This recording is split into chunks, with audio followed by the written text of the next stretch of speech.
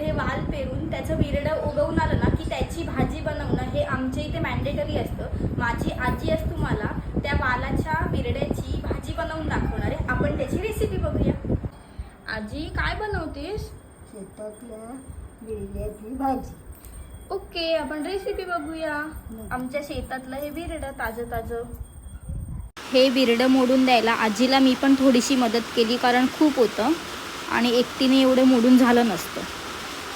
आता तेल गरम ठेवलं आहे आजीने, त्याच्यामध्ये मोहरी जिरं टाकलं आहे, कढीपत्ता आणि कांद्याची फोडणी द्यायची छान. त्याच्यामध्ये हळद टाकली आहे आजीने, हिंग आणि गरम मसाला थोडासा, आणि हे सगळं छान मिक्स करून घ्यायचं. हे सगळं परतून झालं ना तेलामध्ये की त्याच्यामध्ये एक बारीक चिरलेला टॉमॅटो पण टाकायचा आणि ते पण सगळं छान परतून घ्यायचं. टॉमॅटो टाकून झाल्यानंतर ते पण छान परतून घ्यायचं. आता त्याच्यामध्ये जे आपण बिरडं मोडलं होतं ना ते, आणि एक बारीक चिरलेला बटाटा पण घेतला आहे आजीने.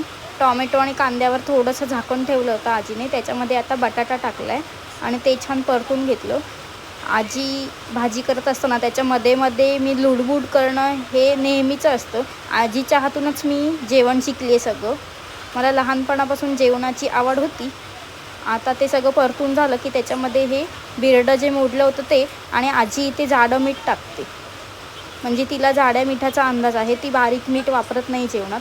आणि त्याच्यावर हे वाफेवर हे पाणी ठेवलं छान, आणि 10 मिनटं ही भाजी शिजवून द्यायची वाफेवर छान. त्याच्यामध्ये पाणी नाही टाकलं आहे अजिबात, हे सगळं वाफेचंच पाणी आहे. आणि आम्ही कोकणातले त्याच्यामुळे संपूर्ण जेवणात आम्हाला खोबरं लागतंच. आणि आपली भाजी रेडी आहे.